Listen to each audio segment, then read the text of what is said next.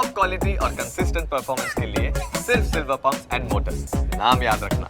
गुरु गोविंद दोनों खड़े काके लागू पाए, બલિહારી ગુરુ આપને ગોવિંદ દિયો બતાય। આજે ટીચર્સ ડે નિમિત્તે એક એવા જ શિક્ષકની વાત કરવી છે જેને ખરેખર વંદન કરવાનું મન થાય। એક એવા શિક્ષક જેને વિદ્યાર્થીઓને ના તો ફક્ત ભણવાનું શીખવાડ્યું પણ સાથે સાથે જીવનના કેટલાક પાસા પણ, અને એટલે જ તો કહેવાય છે કે અજવાળું આપી જાતે સળગે તે મીણબત્તી, એવી જ રીતે જ્ઞાન આપી બીજાને સફળ કરે એ ગુરુ। ગુજરાતમાંથી એકમાત્ર જૂનાગઢના શિક્ષક રણજીત પરમારની રાષ્ટ્રપતિ ચંદ્રક માટે પસંદગી કરવામાં આવી છે, જે જૂનાગઢ જ નહીં ગુજરાત માટે પણ ગૌરવની ક્ષણ છે। જો આ શિક્ષકના સફરની આપણે વાત કરીએ તો માંગરોળ તાલુકાના આંત્રોલી ગામે છકડો રિક્ષા ચલાવીને પોતાનું ગુજરાન ચલાવતા ખીમજીભાઈ પરમારના તેઓ દીકરા છે, અને ખીમજીભાઈએ એક દિવસ ફાટક પાસે કેટલાક આઈએએસ આઈપીએસ અધિકારીઓને જોયા અને ત્યારથી તેમણે વિચારી લીધું હતું કે તે પણ તેમના દીકરા એટલે કે રણજીતને અધિકારી બનાવશે। એક પિતાની પોતાના પુત્રને ભણાવવાની ઈચ્છા અને પુત્રની ધગશે આજે એક એવા શિક્ષક આપ્યા છે જે ખરેખર વિદ્યાર્થીઓ માટે ગર્વ છે।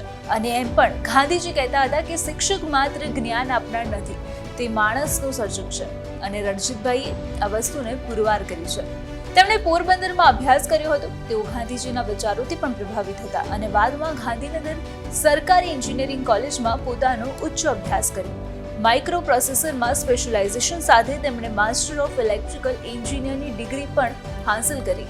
ત્યારબાદ તેઓએ જીપીએસસીની પરીક્ષા આપી અને ટોપર રહ્યા। આ સમયે તેમને મોટી મોટી કંપનીઓમાં ઉચ્ચ હોદ્દા પર નોકરી મળે તેમ હતી, પરંતુ તેમણે ભાવિ પેઢીના ઘડતર માટે પ્રોફેસર તરીકે સરકારી પોલિટેકનિક કોલેજમાં વર્ષ 2001માં નોકરી મેળવી, અને ત્યારથી એક શિક્ષક તરીકેની તેમની વિદ્યાર્થીઓના ઘડતરની યાત્રા શરૂ થઈ। વિદ્યાર્થીઓ શિક્ષણ મેળવે, સાથે સારા મનુષ્ય બને, માનવી અને પર્યાવરણના મૂલ્યો જાણે, સ્વયં શિસ્ત કેળવે, સમર્પણની ભાવના આવે, તે માટે એક ગુરુકુળ જેવું વાતાવરણ ઊભું કરવાનો તેમણે પ્રયાસ કર્યો।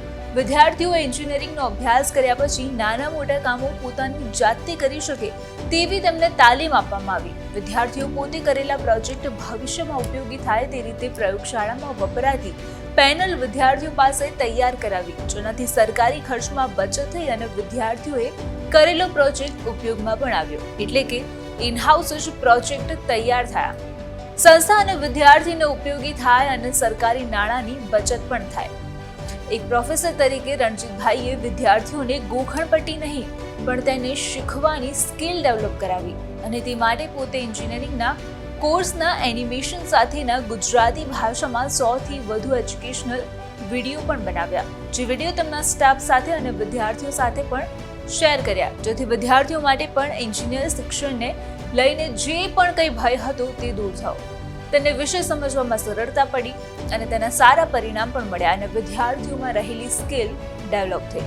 આવી જ રીતે વર્ષ 2021માં તેમણે સમગ્ર લાઇબ્રેરીને ડિજિટલ બનાવી નાખી। આના માટે જે સોફ્ટવેર તૈયાર કરવામાં આવ્યું તે પણ અહીંના સ્ટાફ દ્વારા જ તૈયાર કરવામાં આવ્યું હતું, જેમાં વિદ્યાર્થીઓ સ્કેન કરીને જ બુકની પીડીએફ લઈ શકતા હતા। એટલું જ નહીં, વિદ્યાર્થીઓ માટે લેડીઝ ટોયલેટમાં સેનિટરી પેડ મૂકવામાં આવ્યા, જેથી માસિક ધર્મની સ્થિતિમાં કોઈ પણ વિદ્યાર્થીને સંકોચ ન રહે અને કોઈ તકલીફ ન પડે, અને દર મહિને 13 વર્ષ સુધી પોતાના પગારમાંથી દરેક સ્ટાફના શિક્ષકો સેનિટરી પેડ માટે નિયત રકમ પણ ફાળવતા હતા। આ બાદ હવે આ ખર્ચ સરકાર તરફથી મળે છે, અને એટલે જ શિક્ષણની સાથે અનેકવિધ એવા કામો આ રણજીતભાઈ પરમારે કર્યા કે જેની નોંધ લઈને રાષ્ટ્રપતિ ચંદ્રક માટે તેમની પસંદગી કરવામાં આવી છે।